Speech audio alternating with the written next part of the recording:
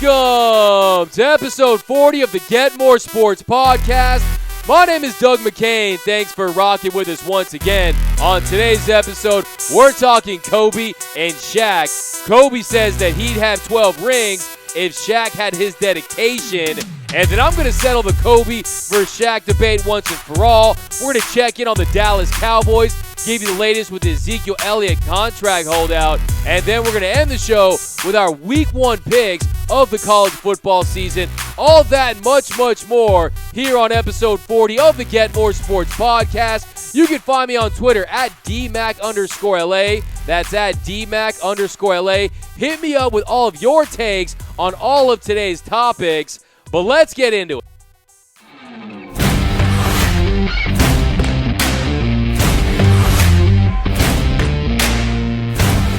Okay, the first thing I want to get into today is the Kobe Bryant interview with Patrick Bet-David, the founder of Valuetainment. He said some things about Shaq that just broke the internet in half the other day. We're going to break it all down, but first I want you guys to check it out. Play the clip.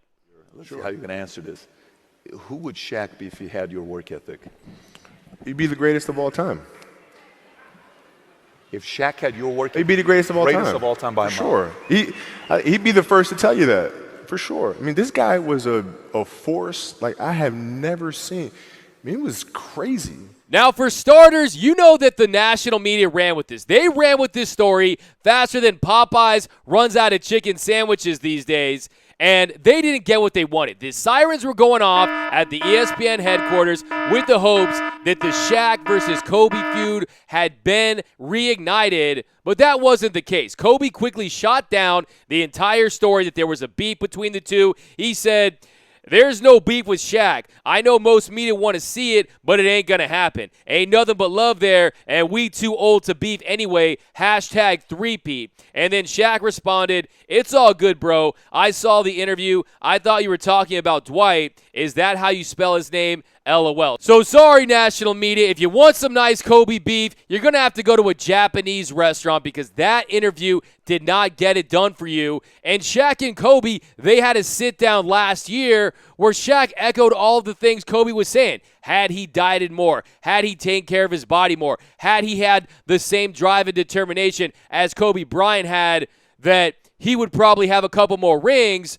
But to me, the takeaway from the interview is the flex by Kobe Bryant. Kobe Bryant said, "Hey, my work ethic, my drive and determination." I want to read you something from an article written after Kobe's 81-point game. Kobe talks about what he had to eat the night before his 81-point performance. He says, "So we had a birthday party for my daughter Natalia at the house the day before the game where we had family and friends come over. It was a great day, face painting and all that stuff. That night, I had my therapist come over and work on my knee because my knee was in a lot of pain.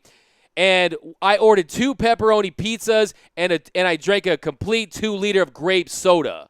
So Kobe Bryant's acting like he's been spotless his entire career, but he says that was the moment. After that season, that's when he changed his diet. He's cut out all pizza, cut out fast food. Now, I get it. I understand what Kobe meant, saying, hey, if Shaq had the Mamba mentality, that he'd be the unquestioned greatest player of all time. I guess that's a compliment. But if I'm Shaquille O'Neal, I'm saying, hey, every time Kobe does this, people start to forget that I was the most dominant player ever. People start to forget that I'm a 4-time champion, that I'm a player that did something that Kobe Bryant never did. I beat Kobe's idol, Michael Jordan, in the Eastern Conference Finals in 1995. I haven't heard very many people mention this. Kobe Bryant idolized Michael Jordan. That's well documented.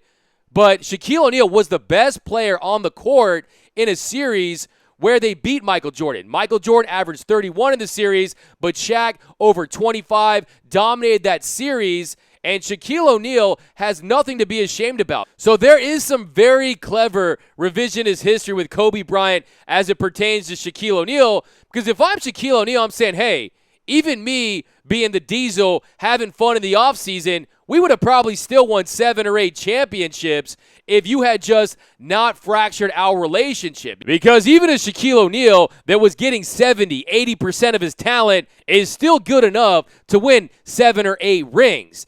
And Kobe, the other thing too, would you really have been happy? Would you have really been happy of sharing 12 rings with Shaquille O'Neal? Because something tells me that Kobe Bryant was never going to be happy until he got a ring as the guy on his team. The 3 times they won championships together, Shaquille O'Neal has 3 of those finals MVPs. And if you're telling me that they win championship 4, championship 5, championship 6, and Shaq is getting finals MVPs 4, 5, and 6, that Kobe would have been okay with that, I know Kobe well enough to know that's not the case. So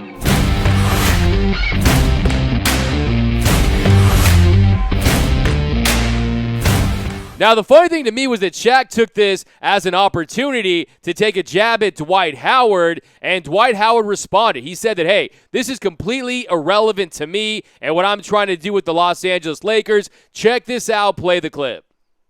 No, I really didn't see what Shaq said. It's okay. I'm not here to talk about Shaq, what he said, what he did. It's irrelevant to what I'm trying to do. So, don't talk to me about what anybody got said about me. My focus is on one thing. Now, first of all, Dwight Howard, don't act like you didn't hear what Shaq had to say. Everyone knows what he said. You heard the noise. But at this point, Shaquille O'Neal is just bullying Dwight Howard. I understand it all started from when he wanted to be called Superman, and Shaq, he had the Man of Steel tatted on his shoulder. He's the original Superman, but Shaq is really kind of bullying Dwight Howard at this point, and even a couple days ago, he went at Dwight Howard. Check this out. Play the clip. What's going on, man? Chill, hey. So listen, Yep. Lakers just signed Dwight Howard. How do you feel about that? Who? Dwight Howard. So Shaquille O'Neal, my man has so many different endorsements. Now he's doing Papa John's. He had the General. Maybe he should start endorsing an umbrella company because my man knows how to provide shade. He goes at Dwight Howard basically any chance he gets, and this is the latest example. And Kobe had his issues with Dwight Howard. You remember when he famously called him soft. So Dwight Howard, only thing you can do is have success on the court. If you want to silence your haters, if you want the stamp of approval from Kobe, from Shaq, you got to do it this season with the Lakers. So good luck to Dwight Howard. I'm very anti-bullying, and I feel like the Diesel is really almost starting to go a little too far on Dwight.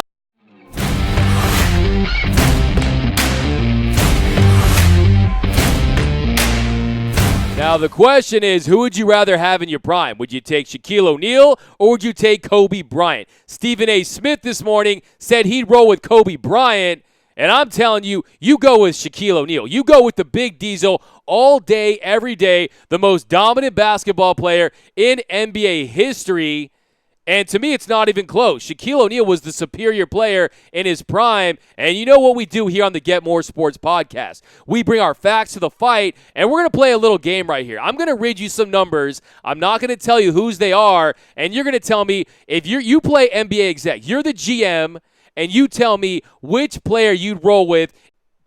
Okay, so this is their 10-year peak between both players. You're the exec at home. Option number 1, you got 28.8 points per game, 12.2 rebounds, 3 assists, 2.6 blocks, 0.7 steals, 2.8 turnovers per 75 possessions, and a plus 5.7 real true shooting percentage. That's really good. And then a plus 6.5 box plus minus. That's option number 1. Option number 2, you got 27.7 points per game, 5.8 rebounds, 5.2 assists, 0.6 blocks, 1.6 steals, 3.1 turnovers, and a 3.0 real true shooting percentage. Who you going, option 1 or option 2? Now, who you taking, option 1 or option 2? Option 1, you can tell by the rebounds, it's clearly Shaquille O'Neal.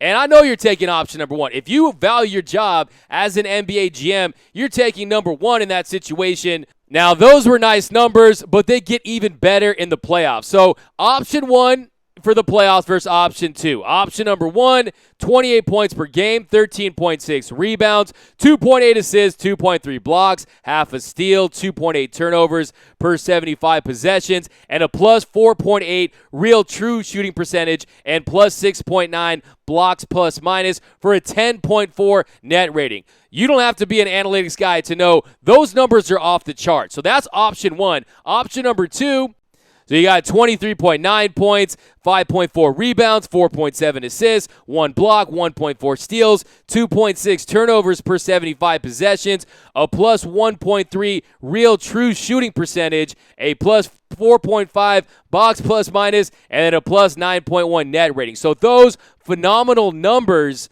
but who you taking? You're taking option number 1. You're taking Shaquille O'Neal, who was option number 1.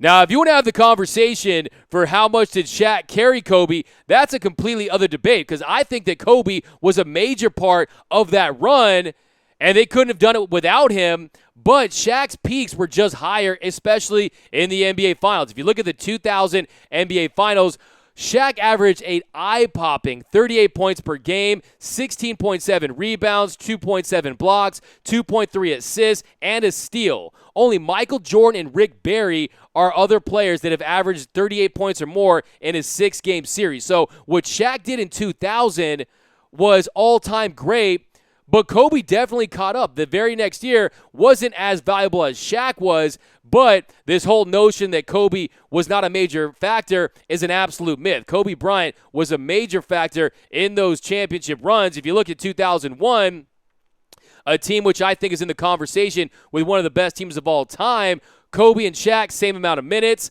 Their points, Kobe had one more point at 215. Shaq had 214. Kobe averaged 30.7 points in that run, and then Shaq averaged 30.6. But it was all about the diesel. So I'll take the diesel, because just look at the words used to describe Shaq. You hear unstoppable, dominant, best player, most unstoppable player ever. Just look at some of these quotes. Here's a quote by Rick Smicks. The morning after you played Shaq, it always felt like you were in a fight. You were sore from head to toe. You could barely walk. Now, was he going against Shaq, or was he taking on Godzilla? Because that sounded like he was going against a monster and not Shaq Diesel. So I love me some Kobe Bryant. I'm a self-proclaimed Black Mamba stan. Look at my closet. You'll see a lot of Kobes in there. But hey, Kobe, tell me how my facts taste, because that's the reality. I'm going with Shaquille O'Neal versus Kobe Bryant in their prime.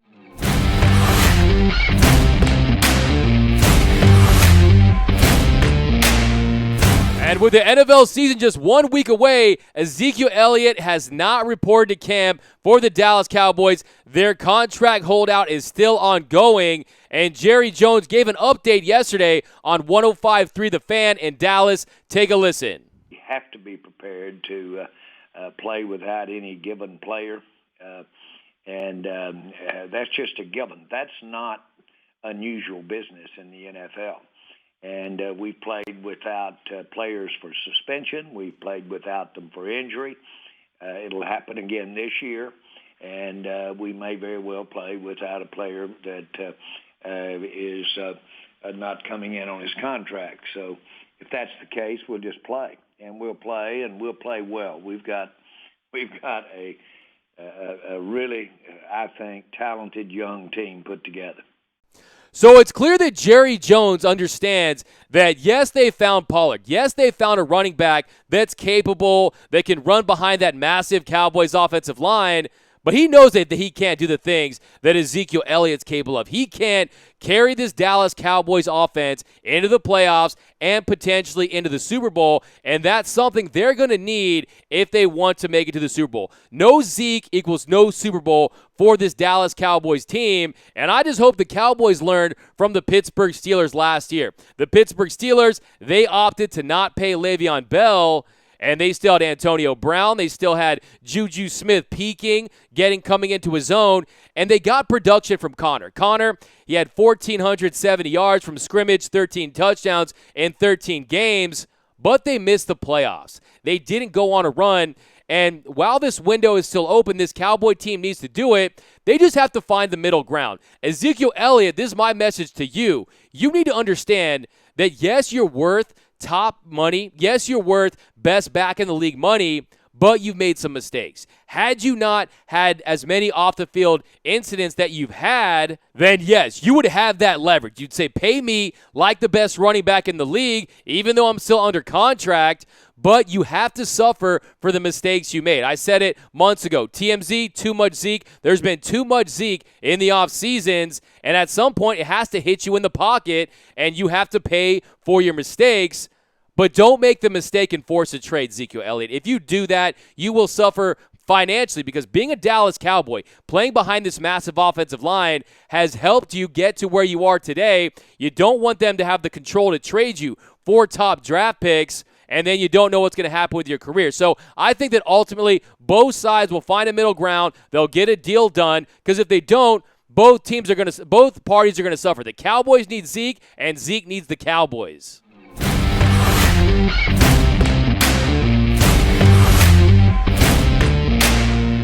And we're going to end the show today with my college football picks for week 1. Strike the band, cue the fight song. The college football season has arrived.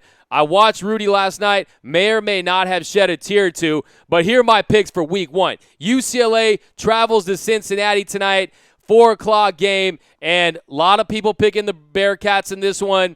2.5-point underdog are the Bruins heading in tonight. I think Chip Kelly in year 2, Dorian Thompson-Robinson, remember that name for the Bruins. I think this very young UCLA team goes in there and they get a win tonight in Cincinnati. Utah at BYU, a lot of hype around this Utah team. A lot of people have this Utah team winning the Pac-12 pretty much across the board. Everyone's got the Utes. I'm going BYU. BYU, an independent. They know they got to get these wins early. That's going to be a big one. I think that's my game of the weekend. That's going to be a big one. I got BYU. And next, we're heading up to Stanford, where Northwestern, they take on the Cardinal. A lot of brains in this one. High IQ. I'm calling it the Mensa matchup.